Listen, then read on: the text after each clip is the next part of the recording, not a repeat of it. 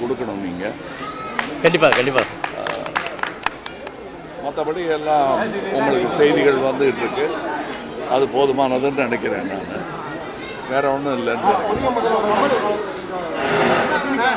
நடிகர் விஜய் முதலமைச்சராக பதவியேற்று ஆட்சி நடத்திட்டு வர்றாரு.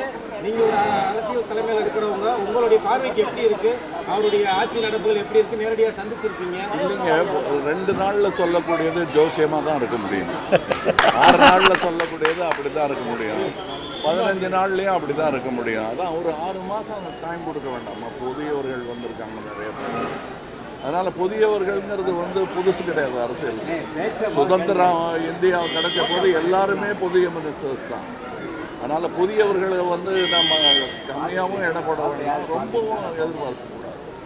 என்ன நடக்குமோங்கிறத பார்த்துக்கிட்டு நீங்கள் தானே ஓட்டு போட்டீங்க, நீங்கள் தான் அது நல்லபடியாக நடக்குதாங்கிறது நீங்கள் தான் கவனிக்கணும், நாங்களும் கண்காணிக்கிறோம். இல்லை சார், திராவிட கட்சிகள் இல்லாத ஒரு புதிய ஆட்சியை கொண்டு வந்திருக்காரு. தமிழ்நாட்டில் இருந்து தமிழ் பேசுகிற ஒருத்தர் கட்சி ஆரம்பித்தா அது பேர் திராவிட கட்சி தான் என்னை பொறுத்தவரை.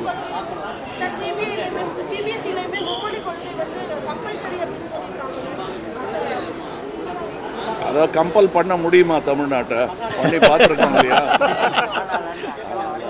சார், ரஜினிகாந்த் என்ன சொல்லியிருக்காருன்னா, விஜய் வெற்றி பெற்றது எனக்கு ஆச்சரியம் கலந்த ஒரு சந்தோஷம். ஒருவேளை கமலஹாசன் முதல்வராக வந்திருக்காருன்னா கூட நான் பொறாமப்பட்டிருப்பேன்னு ஒரு மாதிரி ஒரு சிரிப்பலையோட சொல்லியிருக்காரு. சிரிப்போட தான் சொன்னாரே தவிர நாங்கள் 2 பேருமே ஒருத்தர் பார்த்து பொறாமப்பட்டது கிடையாது. போட்டி போடுவோம், பட் பொறாமப்பட்டது கிடையாது. We are the best sportsman you can find in Tamil Nadu. அது நாங்கள் சினிமா துறையில் இருக்கோம். நாங்கள் கிரிக்கெட் விளையாடி இருந்தாலும் இப்படி தான் இருந்தோம்.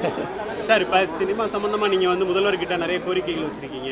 அதில் 1-2 முக்கியமானது என்னன்றது நீங்கள் சொன்னீங்கன்னா? இல்லையே, அதுதான் இருக்கேன். நீங்கள் படித்து கூட பார்க்க மாட்டேங்க. அது முதல்வர்கிட்ட போயிடுச்சா? முதல்வர்கிட்ட இருக்கு. அது பத்திரிகையில் உங்கள் நண்பர்களே அதை போட்டிருக்காங்க. திரும்ப அதையே பேசிட்டு இருக்க வேண்டாம். அதில் நல்லது எதுன்னு உங்களுக்கு தோணுதோ அதை சிறப்பாக கோடிட்டு காட்ட வேண்டியது உங்கள் கடமை. அவரோட படமே நிற்குது சார். முதல்வர் பதவி ஏற்றதுக்கு அப்புறம் அரசியல் கட்சி தலைவர்களை நேரடியாக அவங்க இல்லத்துக்கு போய் நேரடியாக சந்திச்சாரு. இதில் எடப்பாடி பழனிசாமியை சந்திக்கலை அப்படின்றது ஒரு பேசுபொருளாக இருக்கு. 25 பேர் அவங்க கூட போறதா சொல்லியிருக்காங்க.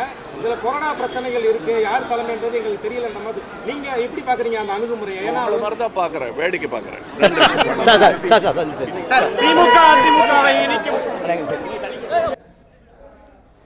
தொடக்க விழாவுக்காக வந்திருக்கேன் நான். எப்போ மதுரைக்கு வந்தாலும் இந்த அன்பு சேர்ந்துக்கிட்டே இருக்கு. சந்தோஷம்.